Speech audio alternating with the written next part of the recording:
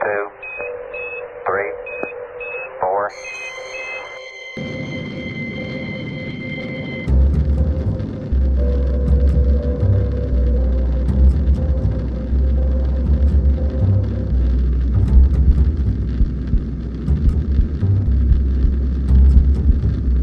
Veldt Culture Cafe presents classic sci-fi.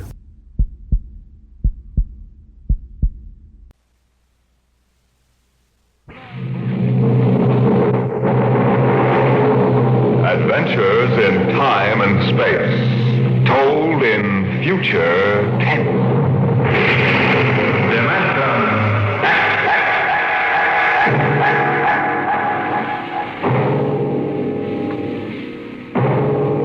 The National Broadcasting Company, in cooperation with Street and Smith, publishers of astounding science fiction, bring you Dimension X.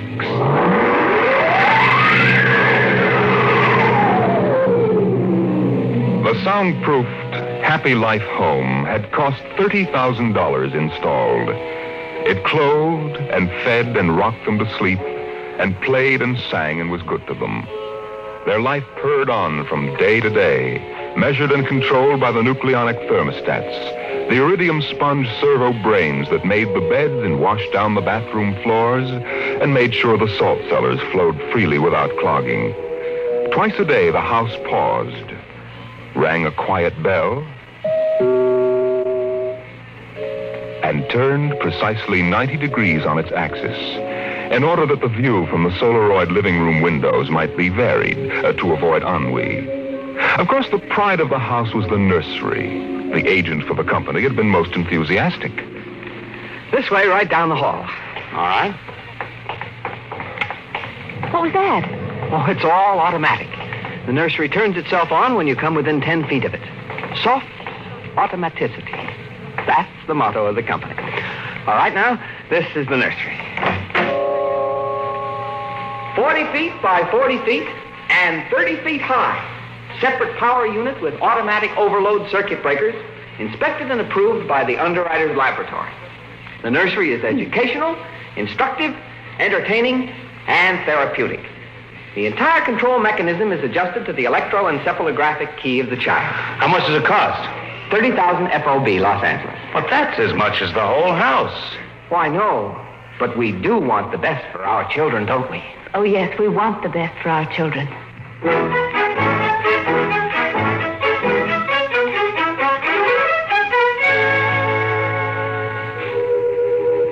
And it was the best.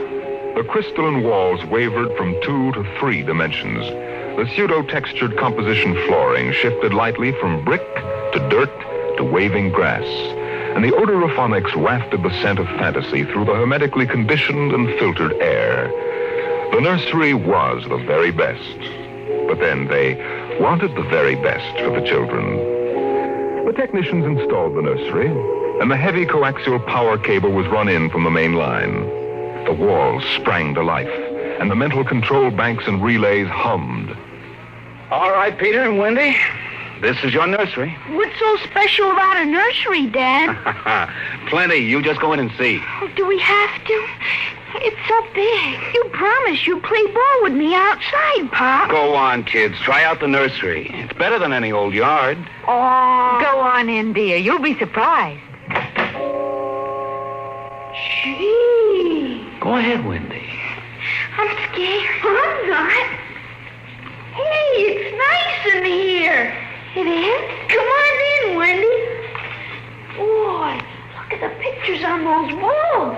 They're real. Well, almost real. You can change them any way you like just by thinking about it. Go on in, dear. Well, all right, Mommy. Hey, Wendy, look what I can do with the pictures. Oh, that's a white mouse. It smells of Wonderland. Sure. I just thought about it, and there it was. Well, let me try, Peter. Let me try. Go ahead. Just think. How about the... Oh, I know. I want to see the Wizard of Oz.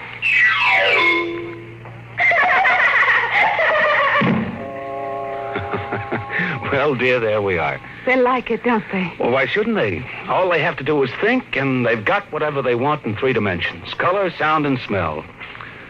Oh, think what it would have been like to have a nursery like that when you were a kid. It's nice that we can give them all the advantages. Why, sure. What else are we working for, huh? That's right. Well, what do you want to do this evening? Well, the Petersons asked us over for bridge, but... Oh, we don't have to worry about the kids. They'll be all right in the nursery.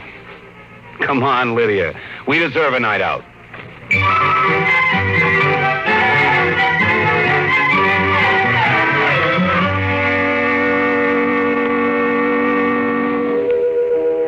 And in the nursery, the walls were a kaleidoscope of time and space and imagination. The green forest of Sherwood and quiet forms of Robin and his merry men gave way to the roll of the high seas and the smell of salt in the air as Sir Henry Morgan sailed into the harbor at Jamaica. It's my turn now, Peter. You've got to be fair. It's my turn. Dorothy and the Wizard of Oz followed the yellow brick road round the nursery walls. Then Hansel and Gretel discovered the gingerbread house about 3 feet from the door. And from a high tower that stretched into the clouds, the little lame prince sailed out over his kingdom.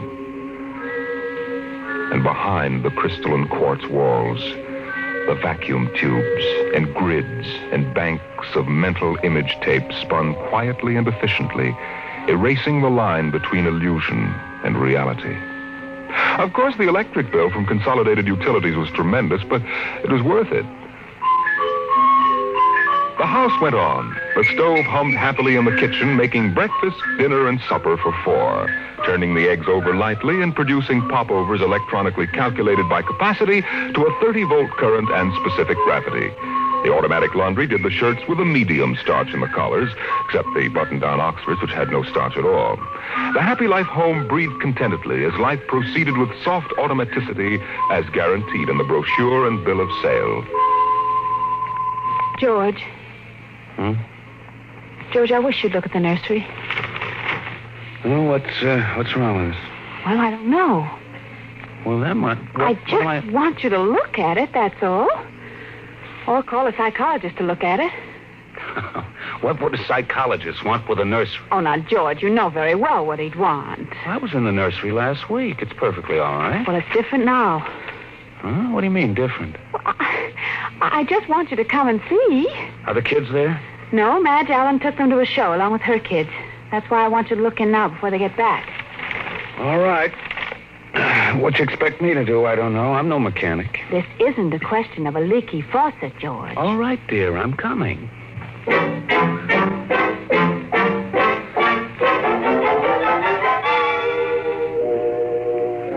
The nursery light flicked on as they came down the hall. The relays clicked, and the tubes warmed, and chemical odor banks and pipes bubbled into life as they paused before the closed door. Go ahead, George. Open it. On all sides, in 3 dimensions, stretched the hot, tired landscape of an African veldt, reproduced to the last stick and pebble and bit of straw. The ceiling above them became a sky with a hot, yellow sun. A wind blew in from the baked veldtland, the hot straw smell of lion grass, the cool green smell of the hidden waterhole, the great rusty smell of animals, the smell of dust like red paprika on the hot air. And now the sounds.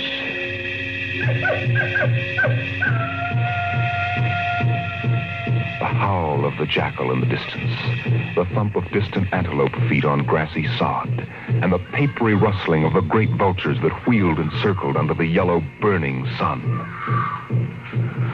Oh, let's get out of this sun. It's a little too real. Oh, no, George. You promised you'd look around. Well, I don't see anything. Now, wait a minute. Look. There are the vultures. Filthy creatures. And there are the lions. Far over that way. Yes, I see them. They're on their way to the water hole. They've just eaten. Eaten? Yes, I can't see what. The sun's too strong. Well, shade your eyes. It's some animal. A zebra or a baby giraffe, maybe. Can you see it? Are you sure? It's a little too late to be sure. Nothing over there but clean bone. Vultures dropping for what's left. George, did you hear that scream? What scream? Just now. Sorry, hon, no. Here come the lions. George, they're frightening. Take it easy, Lydia. They're just illusions. It was a miracle of mechanical efficiency. The lions prowling toward them over the tawny Veldt land. A miracle of inventive genius. Every house should have one. The lions were 15 feet away. So real, so startlingly real, you could feel the prickling fur on your hand. Your mouth was stuffed with the dusty upholstery smell of their heated pelts. And the yellow of them was in your eyes, like the yellow of an exquisite tapestry. The yellows of lions and summer grass. The sound of the matted lion lungs exhaling on the silent noontide. And the smell of meat from the panting, dripping mouths. George, I'm afraid. They're so real. They're only an illusion, Lydia, that's all. Watch out! Oh, quick, outside. Oh, George. Lydia, my poor, sweet Lydia. George, they almost got her. No. Take it easy. Calm down. Yes, but I could feel their breath. No. Get a hold of yourself, Lydia. They aren't real. Walls, that's all it is. Crystalloid walls. But they look so real. Yes, darling. Of course they do. But it's all dimensional color reactionary process and mental tape film behind glass screens. It's all odorophonics and sonics. Now, here, take my handkerchief. I'm afraid, George. Did you see? Did you feel? It's too real. No, Lydia. We've got to tell Wendy and Peter not to read any more on Africa. Yes, of course, dear. Do you promise? Sure. And lock the nursery for a few days. Oh, now, wait a minute, dear. Let's keep our sense of proportion. George, I want you to lock that place up. Honey, you know how difficult Peter is about that. I punished him last week by locking the nursery for an afternoon, and he threw a tantrum, and Wendy, too. Honey, they live for the nursery. I tell you, it's got to be locked. That's all there is to it. Lydia, you need a rest. Oh, I don't know. Maybe I don't have enough to do. I have too much time to think. All I do is set the menu selector dials at the beginning of the week. But, honey, that's the whole idea. The house is automatic. I know. But couldn't we turn it off for a couple of weeks? Just a couple of weeks and take a vacation. You mean that you want to fry eggs for me? Yes, I do. And darn socks, too. I feel like I don't belong here. The house is wife and mother and maid. How can I compete with the African Veldt? And you, George. You don't know what to do with yourself in the house when you're home. You're drinking too much. Am I? You feel useless, too. Yes, I suppose I do. George. Those lions can't get out of there, can they? Oh, of course not, dear. Now, don't think about it anymore.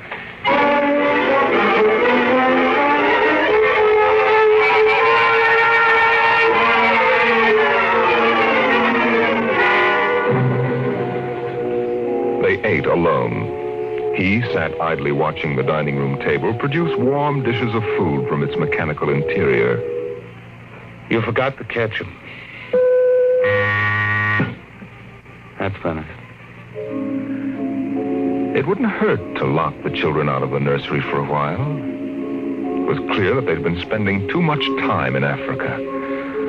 Oh, that sun. He could still feel it on his neck like a hot paw. And the lions, and the smell of blood. Remarkable how the nursery caught the telepathic emanations of the children's minds and created a life to fulfill their desires. The children thought zebras, and there were zebras. Sun, death, and death. They were so young.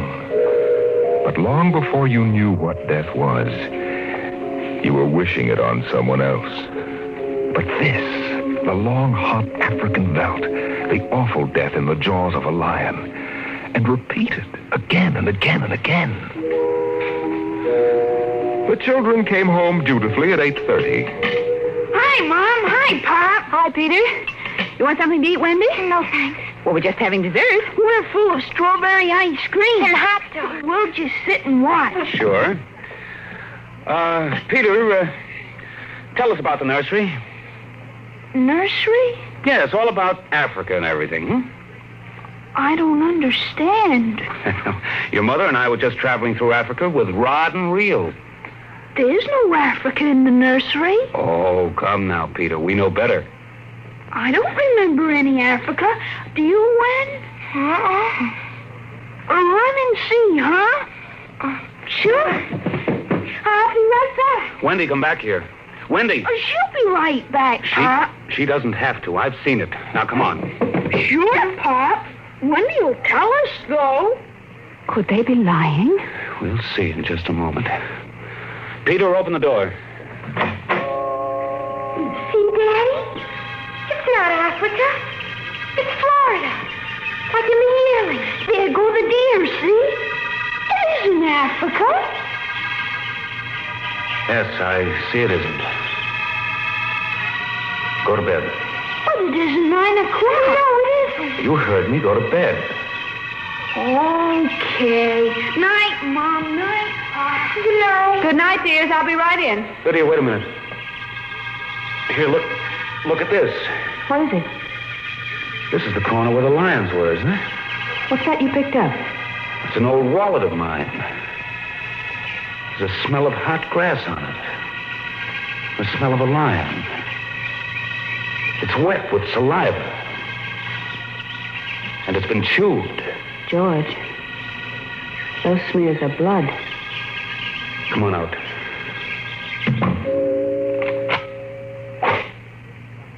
Now let's go to bed.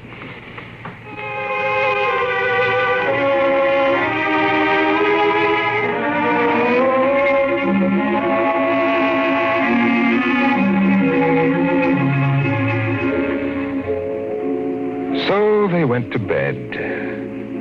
But in the middle of the night, Lydia was still awake, and she knew her husband was awake. George. Hmm? How did your wallet get in the nursery? I don't know. Wendy must have changed the walls from the African Veldt. Honey, I'm going to keep it locked. Maybe it isn't good for the children. It's supposed to help them work off their neuroses in a harmless way. I'm starting to wonder. We've given the children everything they wanted.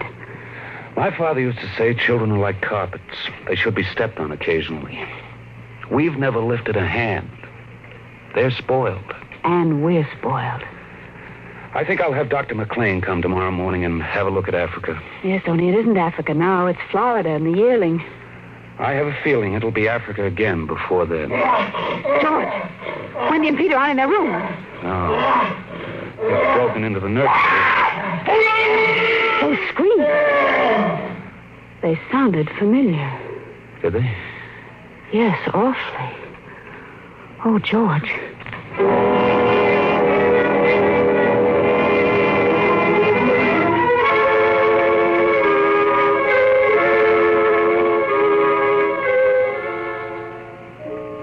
Although their automatic somno beds tried very hard, the two adults couldn't be rocked to sleep for another hour. A smell of cats was in the night air. And in the morning, the stove cooked French toast, and the dining room table poured the syrup and melted butter. Pop, Yes? you aren't going to lock up the nursery for good, are you? That all depends. On what? On you and your sister? We feel that you should have some variety, dear. If you intersperse this Africa with a little Sweden or China... I thought we were free to play the way we like. Well, you are within reasonable bounds. Well, what's wrong with Africa, Daddy? Oh, so now you admit you've been thinking up Africa, hmm? I wouldn't want the nursery locked up ever. Well, as a matter of fact, we're thinking of turning the whole house off for about a month. Sort of camping out. You mean I'd have to tie my own shoes instead of having my shoe tire do it? And brush my own teeth and comb my own hair and give myself a bath? Well, Wendy, it would be fun for a change, don't you think, dear? No, it'd be awful. I didn't like it when you took out the picture painter last month. Well, that's because I wanted you to learn to paint by yourself. I don't want to do anything but look and listen and smell. What else is there to do? Oh, all right. All right, go play in Africa. Are you going to shut off the house? We're considering it. I don't think you better consider it anymore, Pop. I won't have any threats from you, son. Okay, Pop. Come on, Wendy. Let's get back.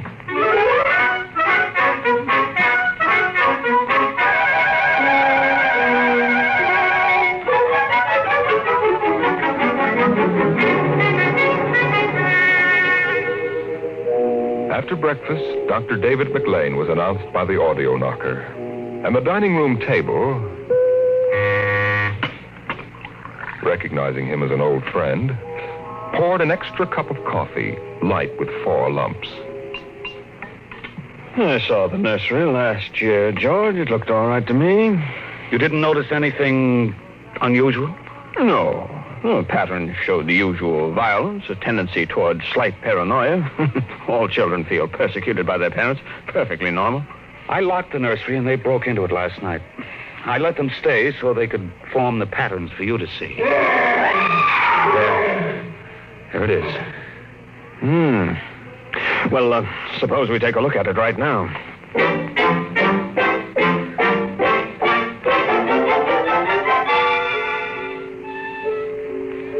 They entered without knocking and sent the children out. The screams had faded, and the lions were feeding quietly under the trees. Wish I could see what they're eating. Do you suppose some high-powered binoculars would... Hardly, no. How long has this been going on? A little over a month. It certainly doesn't feel good. I don't want feelings. I want facts. George, a psychologist, never saw a fact in his life. He knows about feelings, and this doesn't feel good. My advice to you is to have the whole room torn down and your children brought to me every day for the next year for treatment. Is it that bad? I'm afraid so. You know, that's why the nursery was developed originally, to let us examine the patterns left on the wall by a child's mind. But what is it? What's wrong with Peter and Wendy? Well, it's hard to say. I haven't punished them more than average. Though I took away a few gadgets. Last week, I locked the nursery to show I meant business. George, you've let this room replace you and your wife and your children's affections. This room is their real father and mother. And now you come along and want to shut it. You can feel the hatred coming out of that sky. George, turn everything off. The nursery, the automatic kitchen, the whole confounded automatic house. Start now. But won't the shock be too much for the children? I don't want them going any deeper. Let's get out of here. I never liked these rooms. Get me nervous. Those lions look real, don't they? I don't suppose there's any way that... What? That they could become real. Certainly not. Some flaw in the machinery, tamper. No. I don't imagine the room will like being turned on. Nothing ever likes to die. Even a room. I wonder if it hates me for turning it on. Paranoia is thick today. Hello. Is this your scarf? It's stained. Brown. Say, that's blood. That's Lydia's. Come on, the main fuse box is out here. Go ahead. Pull the switch.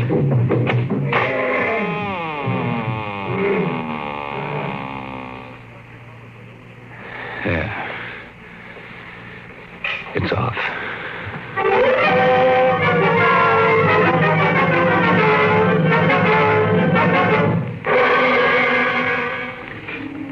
The 2 children were in hysterics. They screamed and kicked and threw things. They yelled and sobbed and swore and jumped on the furniture, weeping. It's off and it stays off. The whole house dies as of now. The more I see of the mess we put ourselves in, the more it sickens me. We've been contemplating our electrical, mechanical navels for too long. We need air. Fresh, unfiltered, unconditioned air. He marched around the house, cutting switches and pulling fuses. The stove was disconnected with a roast lamb in the oven, and a flapjack still in the air. The heaters, the shoe shiners, the shoelacers, the body scrubbers and swabbers and massagers. He pulled the plugs and shorted out the controls, one after the other. The house became full of electronic corpses. It was a mechanical cemetery, so silent. None of the humming, hidden energy of the machines waiting to function at the tap of a button. And by the still dining room table, its radionic insides dead and currentless, Peter wailed at the house. Don't let them do it. Don't let Pop kill everything. I hate you, Bob. I hate you. Peter, please. Insults won't get you anywhere. I wish you were dead. We were for a long while. Now we're going to start really living. One more, Daddy. Just one more. Oh, Wendy, one honey. more minute of the nursery. That's all. Just one more minute. George, it can't hurt, really. Oh, all right. Only shut up. 1 minute. And that's the end. Forever. Gee, thanks, Pop. Thanks. Then we're going on a vacation. Dr. McLean is coming in a half hour to help us out. Lydia, turn on the nursery. Now, remember, kids, it'll be just for 1 minute. Oh, boy. Come on, Wendy. Come on. Oh, thanks, Daddy. Thanks a lot. Just 1 minute, remember. Oh, where'd I put those suitcases? Lydia! Don't shout, George. I'm right here. Oh, did you leave them alone in the nursery? Well, I've got to get ready, George. Oh, that awful Africa.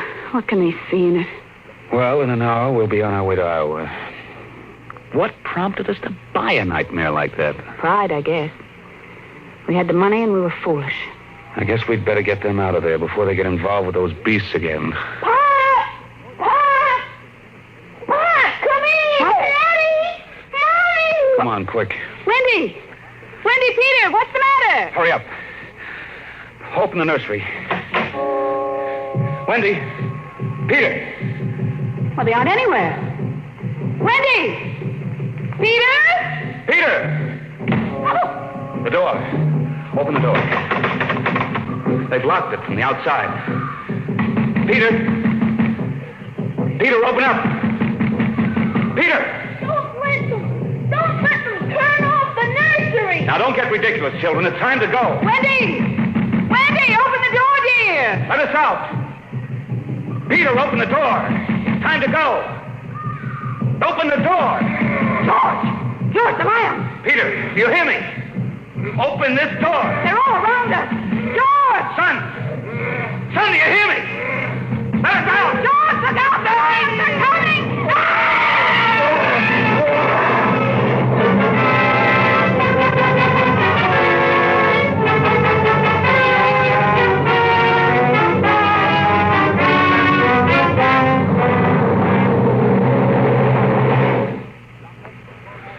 When Dr. David McLean came a half hour later, he found the two children in the nursery sitting in the center of the open glade, eating a picnic lunch. Beyond them was the water hole in the yellow Veldt land. Above was the hot sun. Dr. McLean saw at a distance the lions fighting and clawing, and then settling down to feed in silence under the shady trees. Hi, kids. Where are your mom and dad? Oh, they'll be here directly. Good. We've got to get going. He squinted at the lions with his hands up to his eyes. Now they were done feeding. They moved to the water hole to drink. A shadow flickered as the vultures dropped down from the blazing sky to finish what the lions had left. Dr. McLean. Dr. McLean? Huh? What? Have a cup of tea?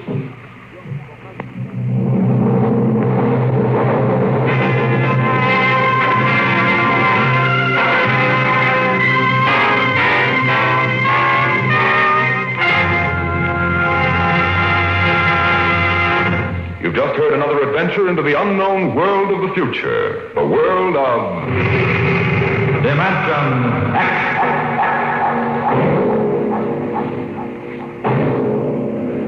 How soon we actually build a spaceship to conquer the stars depends upon many factors, not the least of which is a man, the overwhelming desire to create such a ship, and the power to have it done. Next week, we tell the story of such a man as Dimension X brings you Nelson Bond's The Vital Factor. Dimension X is presented transcribed each week by the National Broadcasting Company in cooperation with Street and Smith, publishers of the magazine Astounding Science Fiction. Today, Dimension X has presented The Veldt, written for radio by Ernest Kenoy from Ray Bradbury's The Illustrated Man. Included in the cast were Leslie Woods and Bill Quinn as the parents, Joan Laser and David Anderson as the children. Your host was Norman Rose. Music by Albert Berman. Dimension X is produced by William Welch and directed by Fred Way.